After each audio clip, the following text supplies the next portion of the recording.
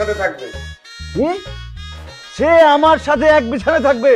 আমার বউকে নিয়ে আমি থাকতাম, সে এখানে কিভাবে থাকে?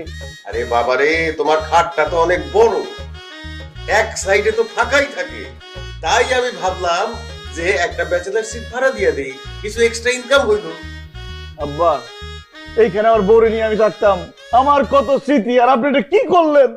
বাবুরে আন্ন হুতি থান আমনের পর স্মৃতি মিতিতে আছে বেগিন হলাই যাবে গো ভাই।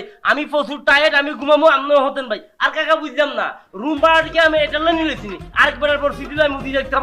হতেন হতেন হতেন। হ্যাঁ, কথাটা ঠিক বলছে জামাই, তুমি তারে বিরক্ত করো না, চুপচাপ ঘুমাও, ক্যাসাল করো না এত বেশি, আমিও ঘুমাইতে চাই। ভাইয়া আমনের বউকে আরেকবারের লগে ভাগি গেছে কেন? বাকছে, আপনার সমস্যা কি? ভালোই শুট করি হুতি থান কোন ভাইয়া, কষ্ট বেগিন খারাপ তুলে চলে দিন ভাইয়া।